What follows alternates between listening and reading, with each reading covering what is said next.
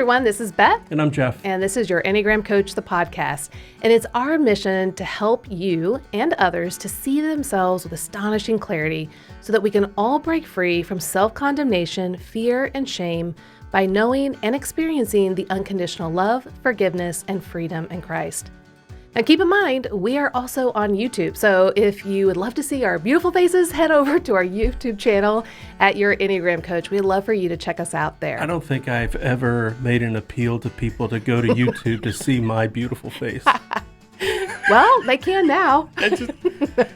We do have this one script, like sometimes we refer to people being sixes as their sixiness. Yes. And one time I did say, when I think about my sexiness, yes, that was pretty audacious. That was pretty, I couldn't stop laughing. Well, thanks everybody for joining us. So this is going to be the first in a series of episodes where we're going to be talking about productivity, but from an Enneagram perspective. And on this particular episode of the podcast, we're going to be talking with Jon Acuff about his recent release, Soundtracks, The Surprising Solution to Overthinking. Now, before you start thinking that overthinking is only assigned to a type or two, particularly sixes, let me just help you understand it applies to everyone. So let me begin with just a summary from the book. And this is fantastic. Overthinking isn't a personality trait.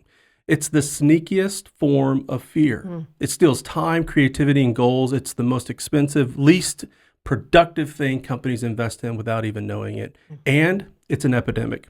So in this book, Jon offers a proven plan to change overthinking from a super problem into a super power. And if you want to tap into the surprising power of overthinking and give your dreams more time and creativity, learn how to DJ the soundtracks that define you.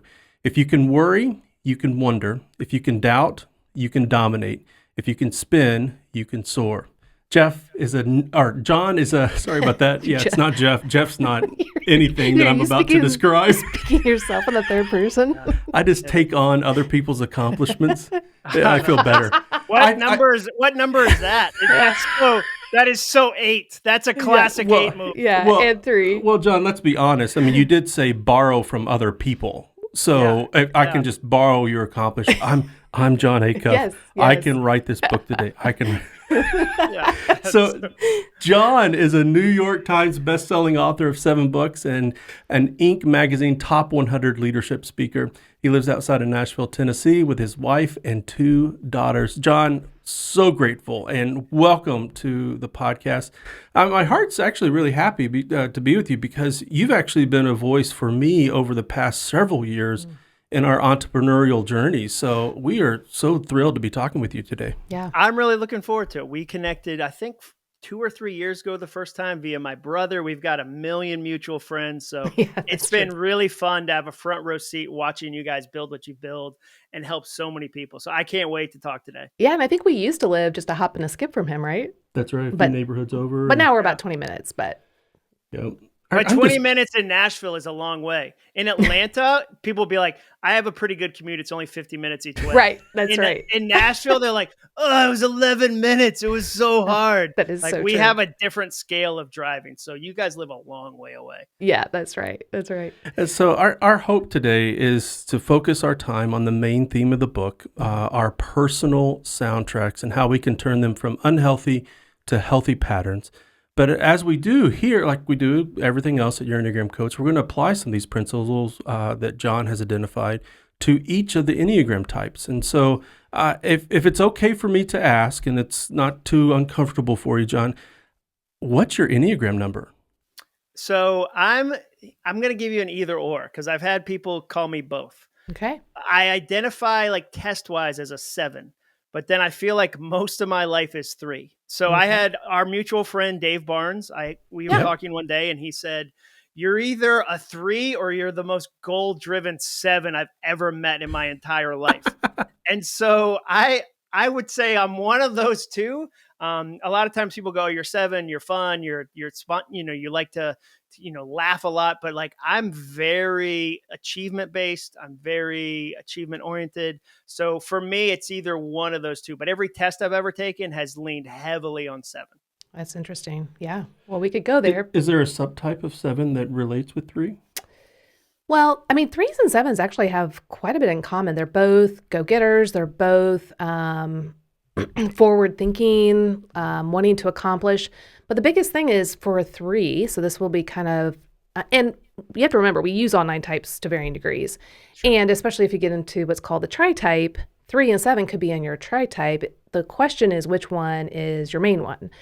So the biggest difference between 3s and 7s is if you aren't able to be successful in something or achieve a goal, for the 3, that is like their core fear, to fail, to be incompetent, to not measure up, to not be admired by their accomplishment. Now, a 7, on the other hand, if they don't succeed at something, to them, there's just a new possibility. They're just able to spin it. I don't feel that way at 2nd. No, like the 3, like no way, dude. Yeah, I would never be like, turn a frown upside down.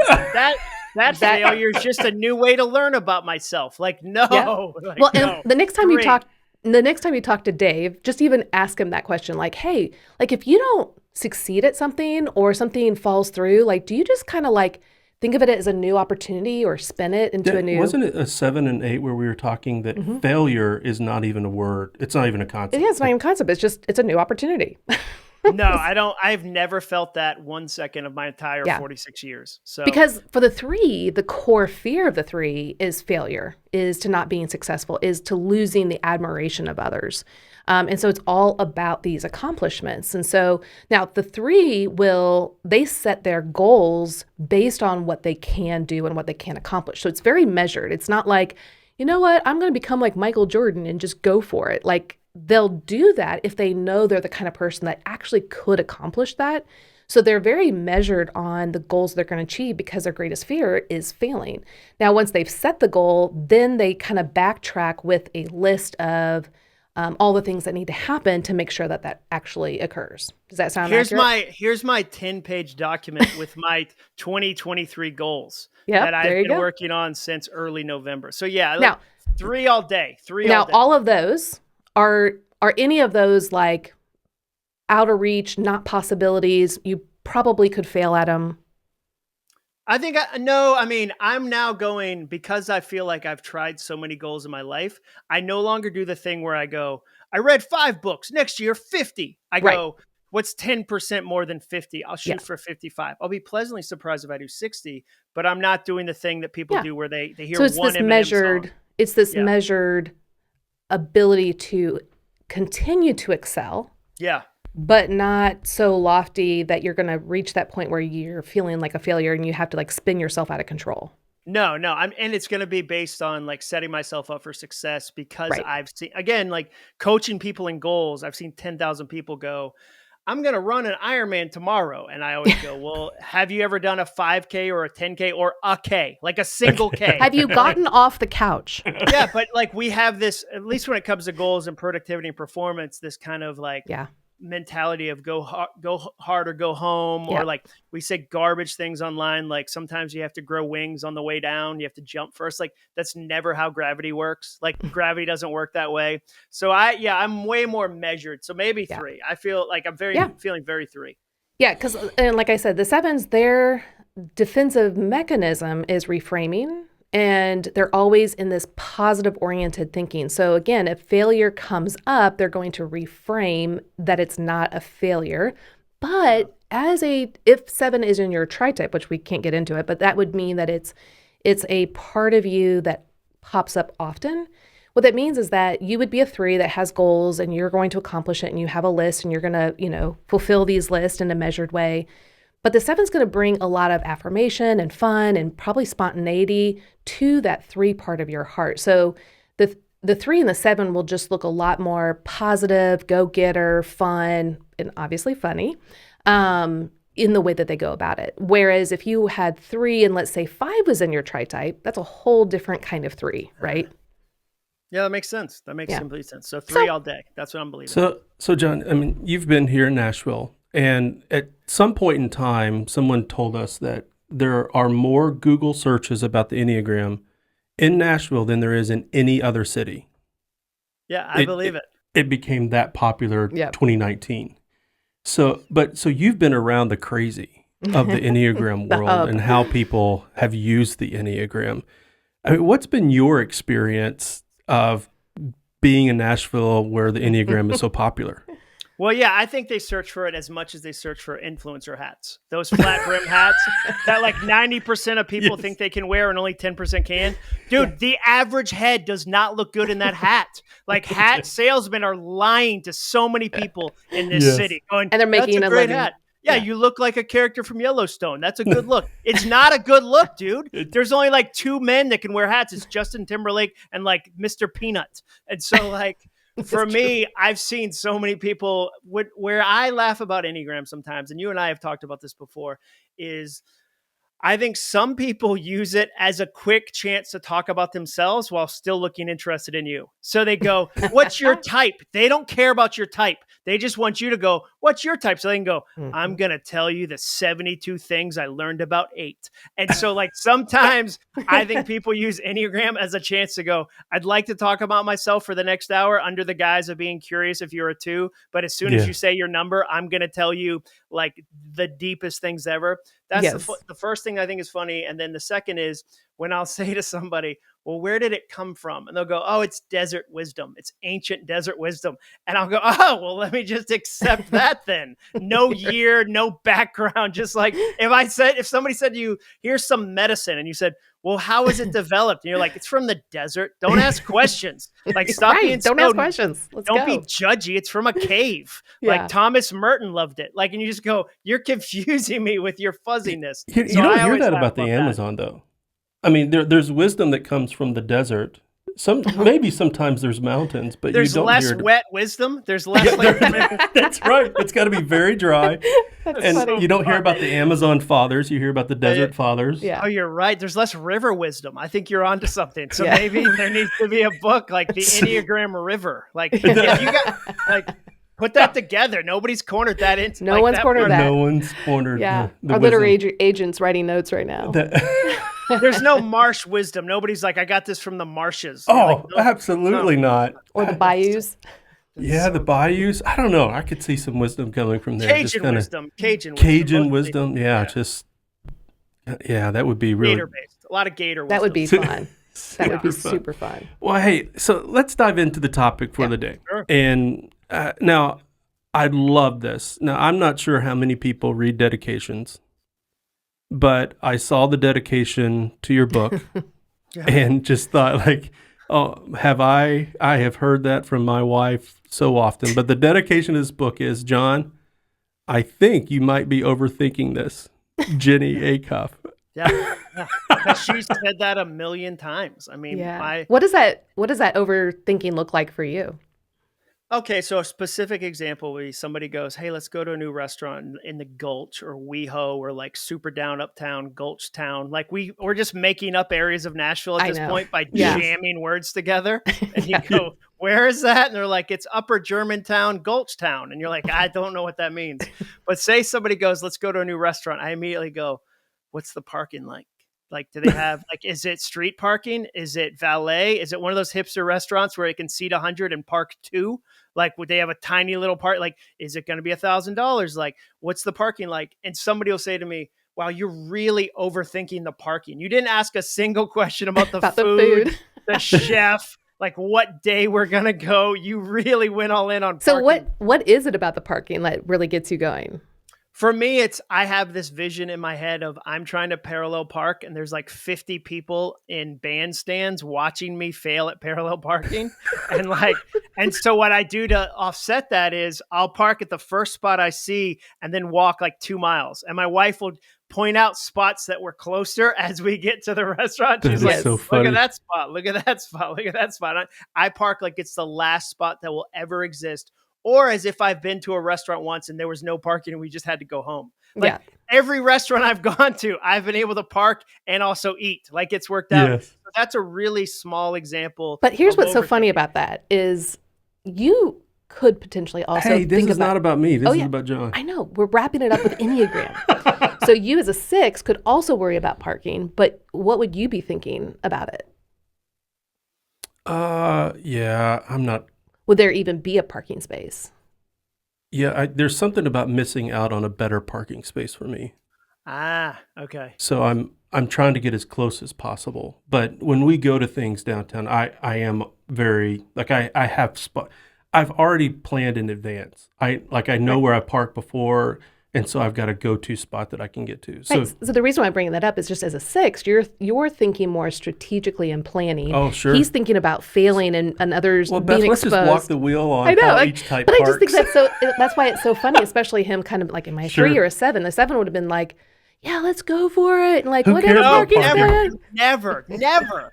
Like, I think I learned as a child, probably through trauma, that humor was a great way to present. And I just became a 7 as a performance Sure, art. yeah. And now as I'm older and mature and successful enough to be who I am, that's just funny. But I'm like, oh, maybe I like to achieve. Like, maybe I like to accomplish. But Yep. another example that your listeners can probably relate to of overthinking is if you've ever told yourself an elaborate story about why somebody didn't text you back. So you texted them, you waited an hour, 2 hours, they didn't respond, or worse, they sent the bubbles and pulled the bubbles back, or you reread a sent email. So that you sent the email an hour ago, a day ago, a week ago, maybe you went to your sent email folder. There's nothing you can do. That thing is gone and you reread it. Third is if you've ever self-edited an idea before you even wrote it down. Before you even gave it 30 seconds of oxygen on a piece of paper or in your laptop, you said, somebody smarter's done that. That's not worthwhile.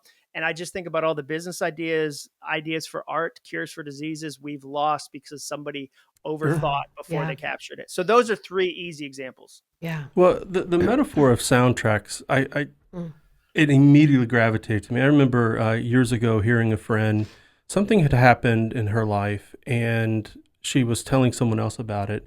And he said, wow, you've put a lot of time in writing that script. Yeah. So where she had written, and this was probably, the next episode in the new Netflix series, because it's the same beliefs, it's the same outcomes that we write in our heads. And it's a soundtrack. Now, as a type 6, I'm always thinking about something. I remember when we were looking at the house that we were in now, we got onto the highway and Beth said, hey, I'm just curious, what have you been thinking about since we got on the highway? Yeah. And I made the mistake of telling her as if she could handle it. And I told her, and you were upset. I was so overwhelmed. I mean, like, we had only been on the highway maybe 2 miles. And like, he gave me this monologue for like 5 minutes of like all the things, like probably all the things I would have thought in like a whole day. That's amazing. So John, I'm a 6, John, Beth's a 9. And that is just, I'm going down the road at a high speed. She's slowing down in her little Fiat. But that's been the dynamic for us. But I will say, the idea of soundtracks and thinking that there is this ongoing narrative of beliefs, values, that of how we anticipate things are supposed to turn out for us that are actually getting in the way. So what led you to think about this, the concept of soundtracks as your kind of driving metaphor?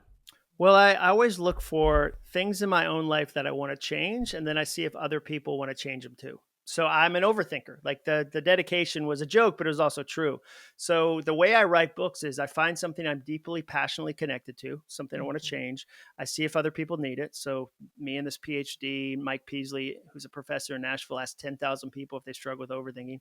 99.5% of them said yes. So that's a huge audience and a huge need. And then I look for, can I fit in the marketplace? Is there a spot for me? So I looked at all these resources and realized so many of them were like, stop it, stop it, stop it, stop thinking. And one, that's impossible. Like I love meditation, yoga, whatever. That's 10 minutes of your day. That's 30 minutes. What about the other 23 and a half hours? And number 2, we were designed to think. It's a tremendous gift. Like I always say, every blue jay has built the same nest that every blue jay has built. There's never been a blue jay that was like, I'm going to do a townhouse with like steel instead. I'm going to do a log cabin. But we as humans have this amazing gift to think. And so what if I could figure out some simple ways to make all this thought work for me, not against me? That's how I started to think about it. And then the metaphor soundtracks, I'm always captivated by the idea that the soundtrack is playing in the background and we often don't notice it, but it has the power to change the entire moment. And so that's how I think about thoughts. I think about, what did I add to that conversation? I added some thoughts to that, maybe before I even got there, that changed that conversation. I didn't know I had these soundtracks on repeat. And then probably living in a musical city, like we both have the benefit of living into, music's in the water. Yep. And so a soundtrack, a musical metaphor really stuck out to me as, well, I haven't seen somebody do this. I think it's really sticky. I consider my job to be a handle maker. I put handles on ideas so that people can take them into their lives. Yep. We have enough ideas. We don't have handles to carry them. That's why the Enneagram works so well. The Enneagram is an amazing set of handles. And so that's what soundtracks felt like me too, is it was a really easy handle. That's great. Well, I think about, so when we go to downtown Franklin, for a season, there was a child, no, he played the violin on the same corner in downtown Franklin. And when we would go to downtown Franklin, we'd roll down the windows, even if we were just driving through to our house. And even if it was cold. Even if it was cold. Why? Because it brought some kind of meaning to it. Yeah. So the power of soundtrack, it's such a powerful metaphor. I love this quote that you wrote. It said, if you listen to any thought long enough, it becomes part of your personal playlist. And I mean, even to consider the concept that we have a playlist, certain beliefs and narratives that come up repeatedly for our lives. Yeah. And the one way that the Enneagram is helpful in that sense is that there's a certain level of predictability based upon Enneagram type. So Bethy, why don't you walk us through, as you think about a soundtrack, what would be, just walk the wheel quickly, what would be a soundtrack for each type? Yeah, but if I can just kind of back up, I just want to preface that, that's why the Enneagram is so dynamic, because I can literally, like, even just you talking about parking, like, I could have guessed what the reason was, but I wanted to hear it from you. But I knew it had to do more with success, failure, image, those kinds of things, because that's the way the soundtracks work in a type 3. And so now, a lot of times what's unfortunate is that people, when they find out, let's say, their negative soundtracks, because there's positive soundtracks too, which I'm sure we'll get into, but when they hear about their negative soundtracks, what they usually do as a human is they start to condemn, put themselves down, feel guilty, and that just spirals it into more soundtracks that are negative, versus just seeing it as, you know what? Yeah, as a type 9, I have these soundtracks, and they're going to probably be with me for the rest of my life, but it doesn't have to derail me. It doesn't have to get me off track. I can notice when they pop up, and I can then make the choice if I'm going to believe it or if I'm going to bring in a better soundtrack that actually will help me to get, where I want to go and live the life that I, want to live in a healthier way. So I think that's what our goal is with using the Enneagram, is to point out, yeah, I know some of these things that we say aren't fun and they kind of sting at first, but it's not intended to stay there. It's not intended to continue to hurt. It's so that you feel it like that rumble strip on the highway, that this is your alert system. Like when you start thinking in these patterns, you need to realize that that's a negative soundtrack. That's not true.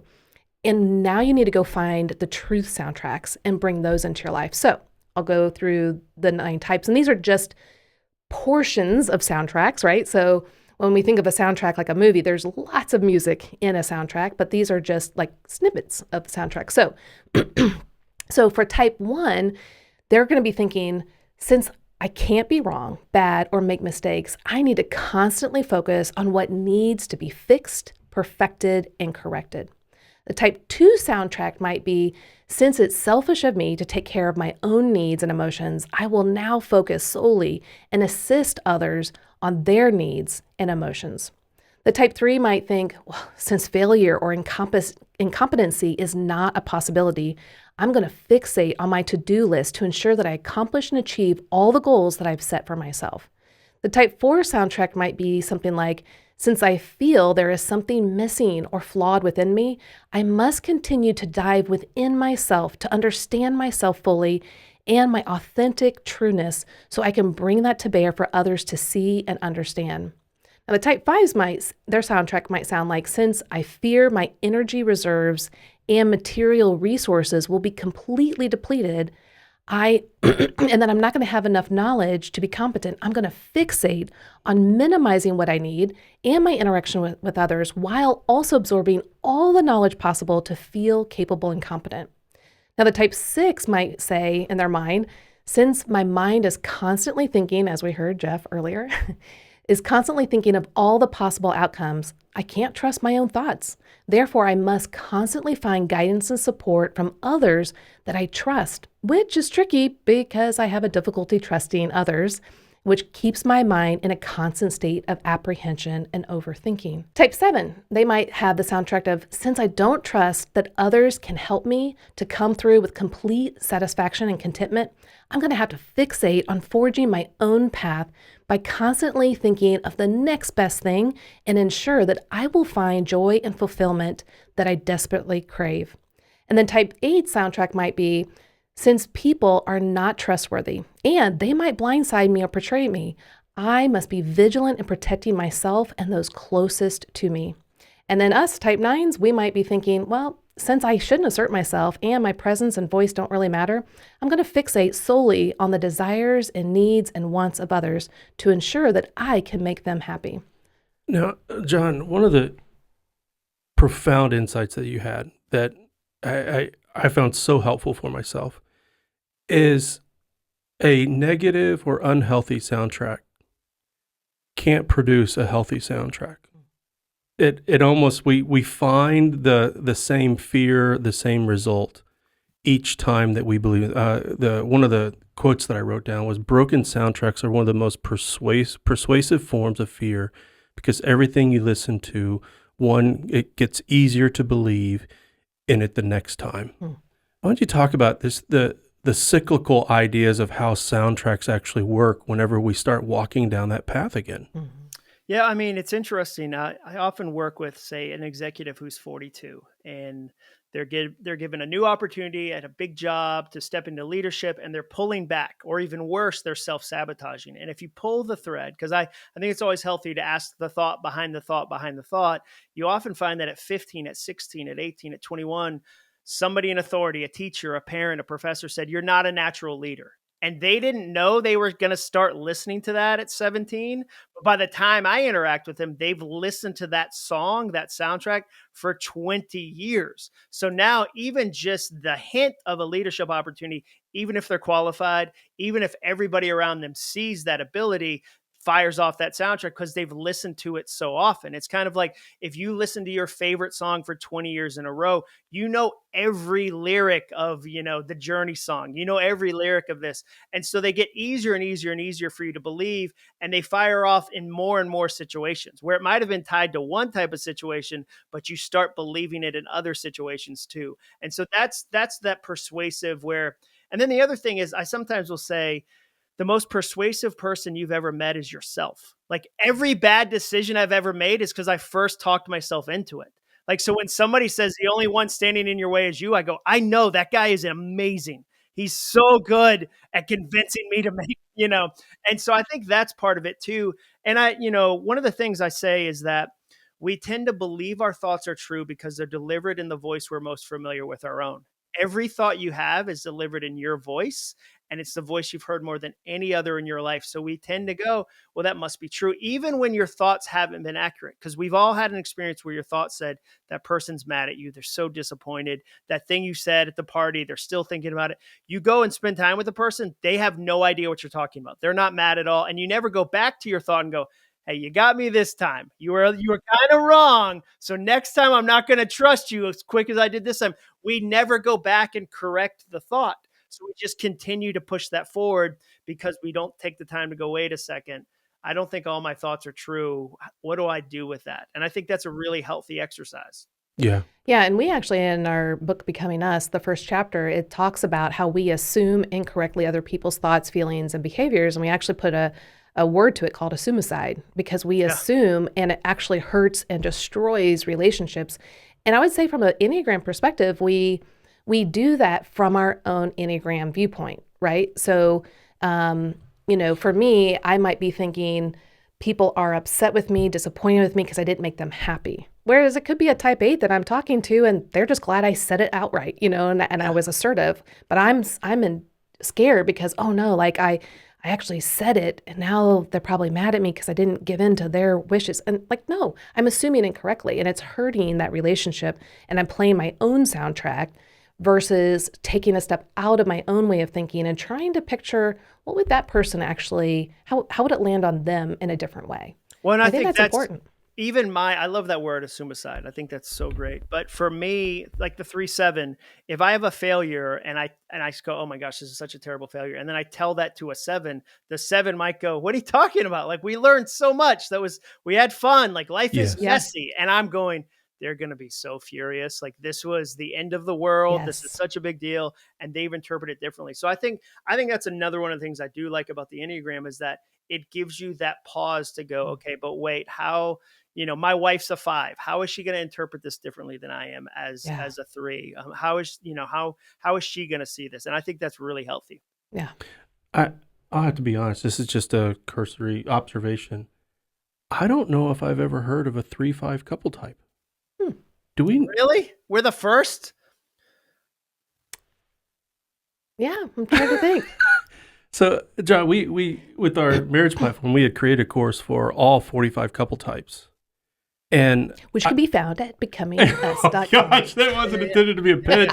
Hey, babies need shoes. You guys, you're in a new fancy house. People are going to be like, but they're going to be like, wait, you have a course for our couple type? And so I just told them where to get it. But it is interesting to think. So now whenever we think about that course, you're going to be the image in our mind, you and Jenny. Yeah. 3 and 5. First one. What's the most prone to divorce? Hit me up. We don't have the statistics on that, but most people say, well, what is the best or worst combination? And we're not just trying to like sweep over this, but it's truly the healthiest of types are the greatest couple type combinations. Yeah. And honestly, the worst, like the unhealthiest are the worst. So it really, cause we've seen couple types that are 2 8s and they're doing fantastic. And we've seen 2 9s and they're both catatonic. Powerful, but yeah, but you think, 2 9s, they're so like accommodating to each other. Well, if they're both unhealthy and catatonic, it doesn't matter. They're not going to be a great couple. So, and that's really true. But we could, if you want, we could say the 3 and the 5 couple type are the winners. I think number one. That's what I was trying to go for. Yes. There we go. I'm glad you saw that through that. Yes. As a 9, you were able to see what I needed. I made you happy. Yes. Awesome. That's great. Well, where I'd like to spend the rest of our time together is talking through these 3 words about, we all are overthinking. We've got certain patterns, soundtracks. One thing I was thinking of too is the core weakness for each Enneagram type, this unhealthy belief or behavioral way of that we bring to all of our relationships, that it comes out of certain beliefs that we have. Yeah. And there's a core weakness for each Enneagram type. But use 3 words, and then we'll just break them down on how we actually do this. So you talked about at the end of chapter 1, retiring your broken soundtracks, replacing them with new ones, and repeat them until they're as automatic as the old ones. So I thought we'd just break it down, because as you break it down through the book, it becomes incredibly helpful. So, and it's surprising too, that it's not just replace a thought in super easy terms. They're involving the totality of your humanity. So let's talk about one, retiring your broken soundtracks. And the first thing that came to mind in just working with people is, how do you even identify that there's a broken soundtrack? Oh, it's the easiest thing in the world. I can answer this. It is.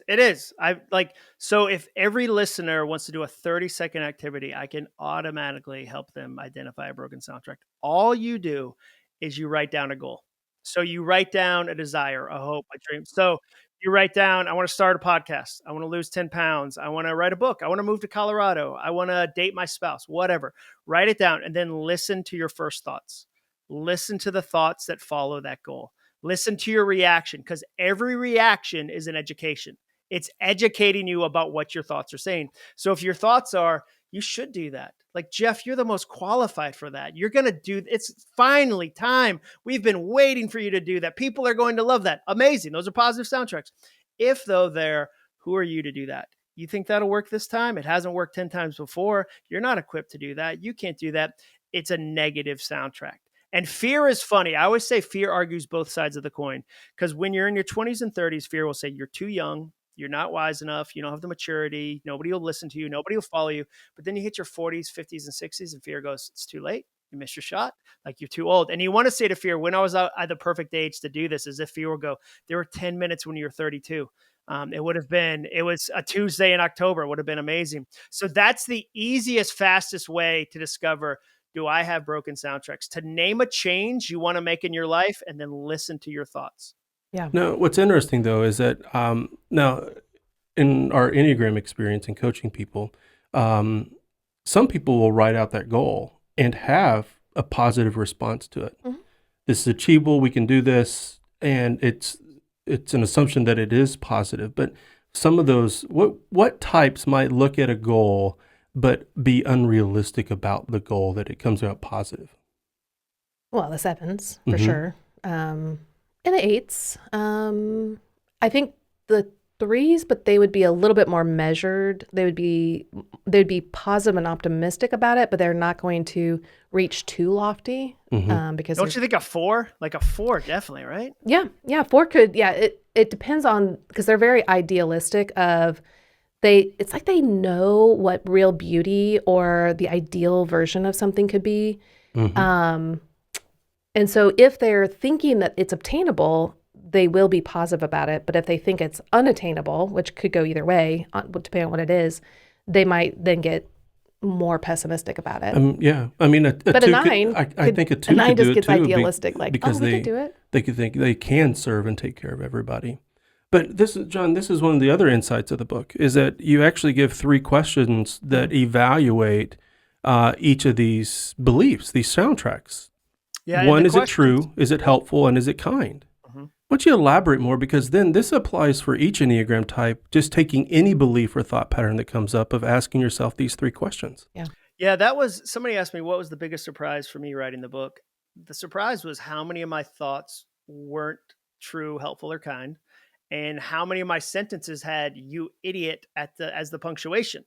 And I cleaned that up for you guys because there's Jesus is on the podcast. But so the questions are what I call Trojan horse questions. They're simple, they're obvious words. We're all familiar with these words, but if you'll sit with them, you'll learn something real about yourself. First question, is it true? Is the story I'm telling myself about myself true? Is the story I'm telling myself about this situation, this opportunity, this failure, this win, is it true? One of the greatest mistakes you can make is assuming all your thoughts are true. Second question, is it helpful? When I think this again and again and again, does it move me forward or does it pull me back? Now, why do we have to ask more than one question? Because there's some things in life that are true, but they're not helpful. I'll give you an example. So we wrote a teen version of soundtracks called Your New Playlist because so many parents came out of the woodwork and said, if I could have known how to choose and change my thoughts as a teenager, would have changed my whole life. So my 2 teenage daughters wrote a teen version. And one of the stories is about my youngest daughter failing a biology test. She bombed a biology test and a month later had another test. And that night before the test, she was telling herself, remember, you failed the last one. You failed the last one. You could fail this one. You failed the last one. Is it true she failed the last one? It is. It's 100% true. Is it helpful the night before the test to tell herself that 100 times before the next test? Of course not. And we said, if a friend texted you 100 times the night before a test and said, just wanted to remind you, you failed the last one. Just wanted to remind you, failed, like that wouldn't be a friend. That'd be a monster. So some things in life are true, but they're not helpful. Every employee I talk to right now says it's so hard to hire people. It's impossible to hire people. Impossible to hire people. That's true. It's not helpful to have that soundtrack in your company culture. Third question, is it kind? Would I say it to a friend? If I said it to a friend, would they still want to be my friend? And there's this big study from Google about psychological safety and the value of psychological safety. So there's all this real science behind kindness that's just kind of entering the marketplace. And so those are the questions. And I always tell people, if you can't say yes to, is it true? Is it helpful? Is it kind? It's probably a broken soundtrack that you need to retire because it's not something you're meant to be listening to. It is interesting. That does remind me, I had done some training with Dan Allender, and one of the dynamics that he talks about, our concepts, is other-centered contempt and self-contempt. And the idea being that I have contempt for myself that eventually may have the dynamic of having contempt for others because I assume they believe the same things about me. Yeah. And so I'm literally projecting the belief on other people. But I love the idea of what would it look like for us to be kind to ourselves?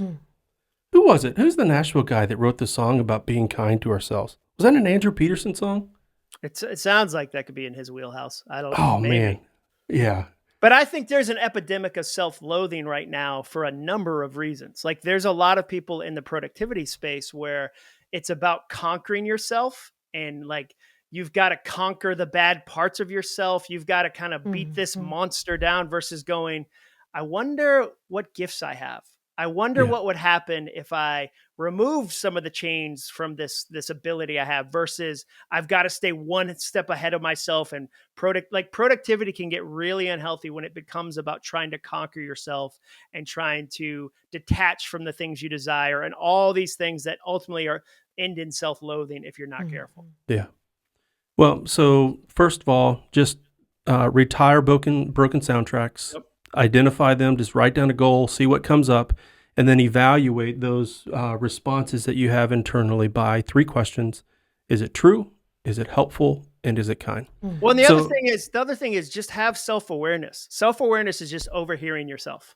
So when you're in a situation, so I was, a situation comes to mind.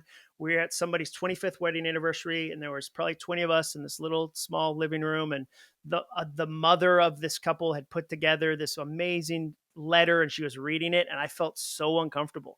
Like I felt like, oh, say something sarcastic, ruin this whole moment. I had the wherewithal to go, I don't think that's helpful, dude. I don't think that's going to be helpful to this. And I think I need to workshop a little bit why real, honest, emotional moments make me want to detonate them with sarcasm. Yeah. We should probably do some work on that question. So I think having some self-awareness, overhearing yourself in situations can be really valuable when it comes to how do I retire? Yeah. Well, and when we look at the Enneagram, and it kind of went with the soundtracks that I listed earlier, is that there's what we call at your Enneagram coach, the interpreted childhood message. And these are the false messages that really are the soundtracks in our mind. Now, a lot of times we'll say, oh, well, that's because a parent or a teacher said it. It's like, no, they're literally like your soundtracks. And either they were directly said or you interpreted circumstances based off of that already ingrained soundtrack. So the type 1 is, it's not okay to make mistakes. The type 2 is, it's not okay to have your own needs. Type 3 is, it's not okay to have my own identity or my emotions. Type 4 is that it's not okay to be too much or not enough. The type 5 is, it's not okay to be too comfortable in the world. Type 6 is, it's not okay to trust myself. Type 7 is, it's not okay to depend on anyone for anything. Mm-hmm. Type 8, it's not okay to trust anyone. And type 9, it's not okay to assert yourself. And so you're like a fun party game. Like you just take a scenario and then you just walk the wheel with the Enneagram. Like, you really rattled that off. That was great. That was fantastic. It is weird. It's not for everything, right? I don't have that. I don't have all those things for everything else in the world, but maybe the Enneagram. Enough. You've got enough. But I think what's important is a lot of times people will sit around and maybe blame a person or circumstance or situation, and because in their mind see that person said or did this, and it may not have been their intentions. So for me, my thought, it's not okay to assert yourself, comes from a very specific story of mine as a child, that this person was embarrassed that I had done something that actually was, a pretty good idea for a 5-year-old, but it was embarrassing to them. And they, said, hey, we can't do that. And so I love how you're telling the story right now. Yeah, you're protecting her. Yeah. But as a 5-year-old, my first thought was, I should never have asserted myself. I thought it was a great idea, but never will I do that again because I upset that person. And that is a battle to this day. Yeah. I mean, that's why it took me until I was 40 to start your Enneagram coach.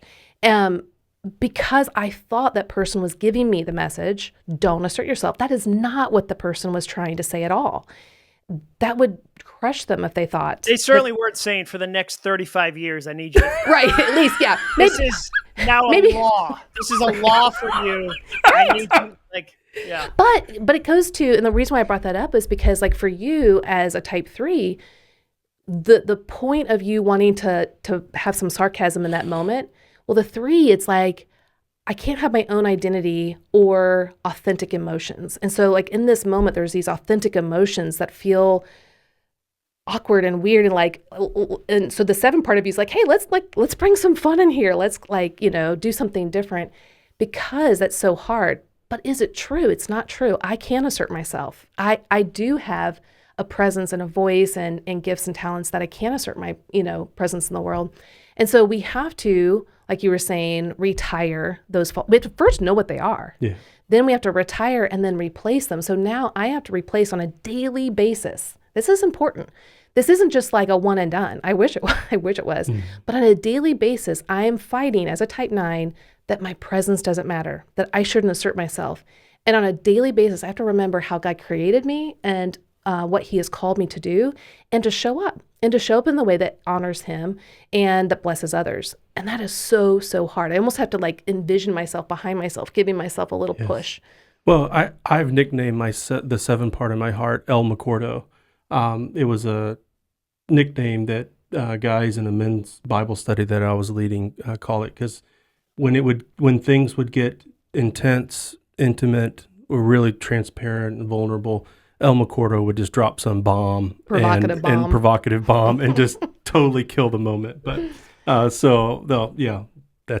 they called me El McCordo then. Well, hey, so we've talked about identifying and retiring. Now let's talk about replacing them with a new soundtrack. So tell us about, what does it look like to begin replacing some of these beliefs? Well, I mean, you're right. It is an activity. It's a daily activity. And your brain is waiting to be told what to think. Like, we talk about thoughts as if they're outside of us. We say, she got carried away by her thoughts. He got lost in his thoughts. We've never been taught how to think. Even though, you mentioned God and his role in this. Like, we're told throughout Scripture, take every thought captive. Think on what's true, what's noble, what's beautiful. If you read the Bible, thought is all through there, and the value of how your thoughts are deliberate. But we have a really hard time going, oh, wait, you're saying I have permission to think a certain way, and there's a process to think a certain way. So that's what you do with replace, is you go, okay, if I retire these thoughts, what are the thoughts I want to have instead? And how do I make sure that I actually start to believe them? And so for me, I'll just pull something off my wall. Here's a thought that I decided I wanted to have. It says, ask for more. I wrote it on August 27th, 2020, because I found myself undervaluing my work in negotiations in this chair when I do Zoom meetings, Microsoft Teams, whatever. So I didn't come up with a complicated, that's not creative. You couldn't hear this and go, well, not everybody's a writer. We couldn't have figured out the words ask for more. But I just needed a reminder of, the truth is my work has value. And that's a shortcut to remembering that. And so I put that on my wall. And then that kind of bleeds into the repeat. Like, I see that hundreds of times a day. And it's been up there for going on 2.5 years. And so that's a lot of it, is to go, okay, what are the thoughts I want instead? And I always tell people, start with other things that inspire you. I would never say to somebody, just sit down with a blank piece of paper and then go, what do I want to think? Like, that's so overwhelming. I never sit down with a blank piece of paper to write my books. Like, I always bring other thoughts. So I think it's a healthy exercise to go, what are soundtracks I hear that are inspiring to me or motivating to me? I have another one on the wall that says light and easy. And I wrote that because when I was starting to write this book, I decided one of my thoughts for this book is going to be, it's light and easy, because that's what I'm promised by Jesus. Jesus promised me that my burden is going to be light and easy. I feel a burden for this book. I'm going to think about that, repeat that, replace that over and over and over, versus writers tend to go into the coal mine. Like, one of the famous things about writing is you open a vein and you bleed on the page. Oh my gosh, like, get over yourself. So like, I was like, no. This book's going to be light and easy. It's going to be challenging. I'm going to put hard work into it, all of that. But I'm going to, like, before I even start the project, can I imagine what a really fun book would be like? Oh man, that'd be light and easy. So then you start to dream and you go, okay, my marriage, what would be a soundtrack I'd replace? Like, oh, laughter, like, we laugh together can be a soundtrack, and you write that down. So you start to kind of open up this world of thought possibility, and you start to go, and again, it feels foreign at first because nobody in 9th grade has a class that says, here's how to do mindset. Like, that's my goal with the Your New Playlist book, is that I think teenagers should be taught mindset in the same way they're taught finances. 20 years ago, we were like, hey, here's a credit card. Good luck. Try not to wreck your life. We'll see you when you're 30 and Sally Mae owns everything. And now we go, what if in 8th grade we taught them how to balance a checkbook or how to not go into debt? I think the same is true of thought, but that's what I mean by replace, is that you have this fun activity. Bethy, and John writes about this in the book, but I think it's been something that we've even practiced in our marriage. Like there are times whenever we've really been caught up and gotten into a shame cycle, and the only thoughts that we have that are filling our mind are some of these negative beliefs that we have about ourselves. We'll actually say to one another, "Hey, I'm going to suggest that you borrow my perspective of who you are," where we'll actually just pronounce beliefs, gifts, whatever they may be about the other person. And when I can't believe it about myself, maybe I'll believe you for this moment. Yeah, no, I think that's spot on. And then the other thing I wanted to bring up is that in our new book, More Than Your Number, really this is kind of what we're going through. So we talk about wounded child and beloved child. So our wounded child has these false messages. And so in the back of the book, we break down each of the 9 types into bite-sized bullet points, cheat sheets. Mm-hmm. And we literally show you, I think it's 3 to 5 false messages that are going to, soundtracks that are going to run through your mind. But then what is the beloved child of your heart, the one that's redeemed? What is the truth messages that it can impart to that wounded child? So what are the things that we can replace that actually are specific to your Enneagram type? And I think that is so important because the messages that Jon is going to struggle with or you're going to struggle with is not the same ones that I'm going to struggle with.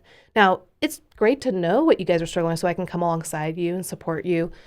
But to do my own internal work, I need to know, and especially us 9, sometimes we have that fog, so it's I don't know, what am I thinking? So this is a cheat sheet. You guys can see what some of your core false messages, soundtracks are, and then what to replace it with. And one other point is to go with how David did this in Psalms 42. Mm-hmm. He said, "Why are you downcast, O my soul? Put your hope in God." So he's seen there's something going on inside him that he wants to retire and replace it with the hope that is actually true. Now, Jon, if you could give me a little space to be curious here. I'm a little surprised, but not really, but that a type 3 writes on a card, "Ask for more." The stereotype is 3s know they're worth it because they're awesome at everything. They're confident. And they're confident in everything that they do. But underneath all of that shiny veneer is, you're worth more. Yep. Tell me about where does that come from for you? Well, I think part of it is I grew up in the church, and the church doesn't have a healthy relationship with success or performance or money or a million things. In Nashville, I had a musician tell me, if you buy a $75,000 Suburban, Christians go, "Good for you. That's a family car. You can get a lot of kids in there." If you buy a $75,000 BMW, they say Jesus could have used that money. So I think part of it is my own brokenness with success, ignoring the parable where it's here's 5 talents. They immediately go to work. They don't go, "We're going to fast for 7 days." They immediately put it to work. They double it, and there's a party. So I think part of it is some of my own broken soundtracks around, okay, you should not be as successful. You should know, you should only use your talents to be a missionary. If you're not a missionary, it shouldn't so I think there's some of it's related to that is my own personal broken soundtracks about what it means to be a successful Christian. Well, thanks for sharing that. Cause there are so many stereotypes that we carry with numbers, but we fail to recognize the unique experience of each person and the messages behind some of the stereotypes. And so we're really appreciative of that. Thanks for sharing that. Because there's a recovery meeting that I attend, and we even have a phrase in the readings. It says, "We will become more comfortable with failure and success." And I'm I'm just trying to get over failure. I'm going to have to get comfortable with success too? Oh, I think success look at everyone who falls that's successful. There's no success is by no means an elixir to a better life. I think there's arguments that success is as hard to handle as failure. Yes. Well, so the last question is, how can we repeat? So there's 3 things: retire, replace, and repeat. How can we repeat a new soundtrack in order for it to become as automatic as a new one? Now, for me, Jon, I wrote these. I've had French doors on my office, both at our last home and our new home now. And I don't remember exactly when, but I I had them written, these little reminders of this over that. So that is my tendency, and I'm choosing this. As I walk into my office, I wrote it on every pane of the French door. And then somebody wiped them clean. And I've just not put them back. But was it Jesus? Jesus wiped them. Was it Jesus? Was it the blood of the lamb? What was it? That's so funny. You did that. Huh? I think, yeah. But Okay. but that was a way for me to kind of repeat the new soundtrack. It was as if I'm going into a place, like rather than bringing these negative beliefs with me into my office, I'm actually going to enter in with these thoughts right in front of me. What are your suggestions about how we can repeat these new soundtracks? Well, when it comes to repeat, that's a great example. Me having a note card on my wall is an example. The reason you need to repeat, I had so many people 48 hours after the book came out say, hey, I retired, I replaced, and it's just not working. And I would say, well, the book's only existed for 48 hours, so I know you haven't had time to actually do it. And one of the things I'll say, like with health goals, you see people go, the exercise plan is not working. I'll say, well, how long have you done? They'll say 10 days. And I go, how long did it take you to gain the weight? They'll say 10 years. You gave the problem 10 years to develop and the solution only 10 days. It's so unkind to yourself. Never give the problem a year and the solution a week. And so that's the art of the repeat is going, it's going to take some time. There are times when a single soundtrack can change in a single moment, but a lot of times it's been there for a long time. So, I love the power of a symbol. Like you writing on the wall was a symbol. I always encourage people, find a symbol. And there's three things every good symbol needs. It needs to be personal. It needs to be connected to you. It needs to be visible. You need to be able to see it. It's not stuck in a drawer. And it needs to be simple enough that it's not complicated. I'll show you one of mine. I had a book due, and you've written millions of books. I think you're writing a book right now, probably because you're very busy. But there's a lot of pressure when you're going to turn in a book. There's a lot of pressure there. And I had a family vacation coming right before a book was due. And I knew that in other times on those moments, I'd been physically present, but mentally absent. So I wrote a note on my wall that said, don't miss it. Don't miss it. Don't miss it. Don't miss it. And then we went to Jackson Hole, and I was present enough in that moment to notice, wow, the pine cones they have here are different than the pine cones I have in Nashville. They look so different. So I just picked up a pine cone in Jackson Hole and I brought it back 1,800 miles or whatever the distance is. And now it's on my desk because I know I'm going to be tempted to miss something else. In the busyness of life, I'll be tempted. So this is now a symbol to me. And it makes sense to me. For somebody else, it might not mean anything, but it's personal to me. My favorite example of those three things is the Nike Live Strong bracelet, which was against cancer. Like when you met people that had them, they never said, oh, I don't know anybody that's had cancer. I just hate disease. I have an eczema necklace I wear. I wear jewelry about diseases. They always said, my uncle, my aunt, my mother had breast cancer. Second, it was visible. Nike could have made it flesh colored. They could have made it gray. They didn't. They made it bright yellow on purpose. And the third, it was simple to use. No one was confused by how a bracelet works. Nobody was like, so the arm goes in the whole part? Like I had no idea. This is my first bracelet. This is crazy.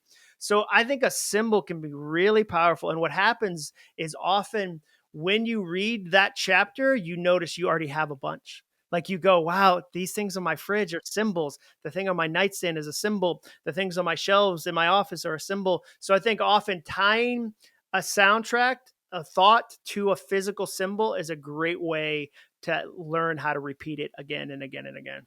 Well, Beth, I mean, you've done that with your elephant pictures in your bedroom. Yeah. So when I have an elephant picture also one of my places that I work, and it's just a reminder of the one that I actually probably love the most is the one that our director of coaching, Adam Breckenridge, and his wife, Carrie, gave to me. And it's an elephant with the herd behind her, so the matriarch. And just to remind me that my presence matters as the leader of your Enneagram coach, that to show up matters, to not hide, to not think less of, but to also be in community with one another. And so, yeah, whenever I look at that, one, it's endearing because, it's given to me out of love and affection.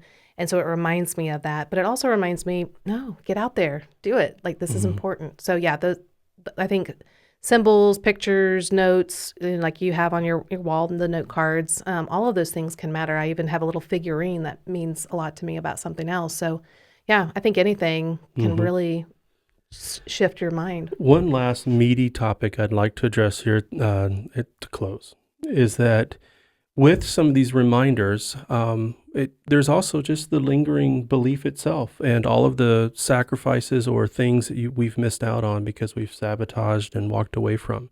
And so it's the idea of shame. You actually address shame in the book a little bit. And so like there you are, Bethy, you've had some significant meetings on our back patio, and you probably don't feel like the matriarch. You don't feel like, but you're looking at this image reminding you that you are, and there's a temptation, an opportunity to walk down, see this token to remind me of a healthy belief is a reminder of what I don't believe. I'll never get there.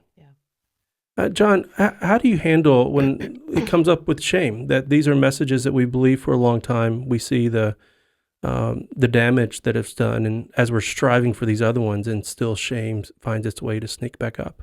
Well, I don't beat myself up for shame. I don't say I failed because shame arrived. So I wouldn't say I expect it. I push back when people say you can become fearless. And the reason I push back by that is I think at any time you do new things at new levels, there's an element of fear. I think the only way to be fearless is to never try anything new. The only way to have shame is to never have any feeling. I think shame, like there's going to be some shame involved. So the thing I often say, well, fear or shame is it gets a voice, not a vote. I'm going to listen. I'm going to learn. I'm going to process with maybe my counselor, Chip Dodd, maybe my wife, maybe a group of men that I love, whatever. It has a voice, but it doesn't get a vote in the sense that it sits at the head of the table or the back porch for Beth's example and says, no, you don't get to be assertive. Like you don't get to do that. So I always am, in the process of going, okay, how do I do that? And then something that David Thomas, who's one of the counselors at Daystar, amazing organization in Nashville, taught me is that when it comes to shame or negative thoughts or stress or anything we judge as negative, most people want there to be a switch. They want to find one thing that'll turn it off forever. And so they try yoga and they go, I did it. And then a week later, the stress comes back. Or they go, I found an Enneagram, and Enneagram will solve all my problems. I'll never have to do work again. I'll never feel stressed or shame. And then like 2 weeks later, they go, oh my gosh. So he said, it's much better to think of life as a dial, not a switch. And when a dial gets loud and your shame dial gets turned up to 10 or 11 or 12, you have turn down techniques that help you turn down the shame, turn down the fear. And so my approach with that is less of a surprise. I'm not going to be surprised by it and feel. It's funny, we have feelings about feelings, and sometimes we feel shame about shame. And so I'm not going to feel that. I'm going to go, oh, there it is again. What are the things I do to turn it down? What are the healthy things in response?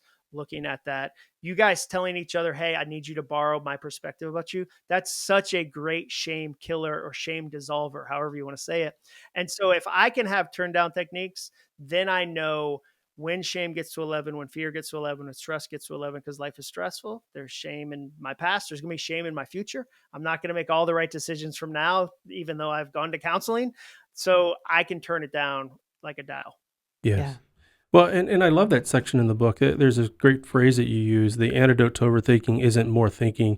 The antidote is action. And actually, our shame, our fear moves us. I mean, this straight from Voice of the Heart. You mentioned Chip Dodd, who's been also a gift for Beth and I and our family as we.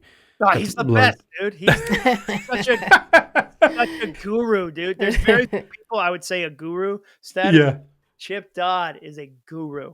Yes, but it moves you to action, and that not only is just there are thinking things that you can do, there are physical things you can do. You can engage in new ways. But remember that shame and fear they're to be welcomed, and invitations to something else. Right. And they don't have to be avoided. Although that's our natural inclination, they actually become opportunities. Well, that goes back to like beating yourself up about or like conquering yourself. I'm much more in a space where I go, okay, and I've heard Jerry Carbona say like the wounded soldier who thinks he's protecting you, but he isn't, or the loyal soldier that you go, I'm not going to come up with stronger defenses to fight that part of myself. I'm going to welcome it in for coffee and go, hey, you started fighting for me when I was 14 and I didn't have all these tools and this ability. I don't need you on the wall the same way I used to need on the wall. Thank you for your service. I need you to stop shooting everybody. Like you only know one thing, it's to shoot. So I need you to come in here and let's have a conversation. Thank you for your service. I need you to retire because I don't need you anymore. And that to me feels like a much healthier approach than I just got to come up with enough techniques to keep these 5 parts of myself locked in a closet. Yep, absolutely. Well, Jon, thank you so much for spending some time with us. You've got something that's launching this week, and it's a new challenge. Tell us a little bit about it and tell everybody where they need to go. Yeah, I'm a huge goal nerd. It's my favorite thing in the world to talk about goals, obviously. So I have something called the Guaranteed Goals Challenge. It's 3 days where we're going to work on goals because it's January, and it's just acuff.me, acuff.me/challenge. And we'll have 19,000 people in the Facebook group. So it's also another chance to go, you're not meant to dream alone. We talked about community a number of different ways throughout this. Everyone on 1 through 9 needs community in a different way. And so it's a really fun community. It's 100% free. And it's my chance to do essentially 3 keynotes from my own house and help a lot of people dream the right way, the best way, the healthiest way for the rest of the year. Oh, that's great. Awesome. That's at acuff.me/challenge, right? Exactly. acuff.me/challenge. And I have a podcast. I'll have to have you guys on at some point called All It Takes Is a Goal, which is about, guess what? It's about goals because it's called All It Takes Is a Goal. That's awesome. That's great. Hey, well, if you're interested in learning more about your own Enneagram type as it relates to defeating beliefs and unhealthy patterns, be sure to head on over to myenneagramcoach.com. That's where you can find one of our 2,000 plus certified coaches in over 30 different countries that are ready and prepared to help you apply some of these ideas to your own life. So Bethy, why don't you go ahead and close us out? Yeah, well, thanks guys for joining us today. And remember that the Enneagram reveals your need for Jesus, not your need to work harder, because it's the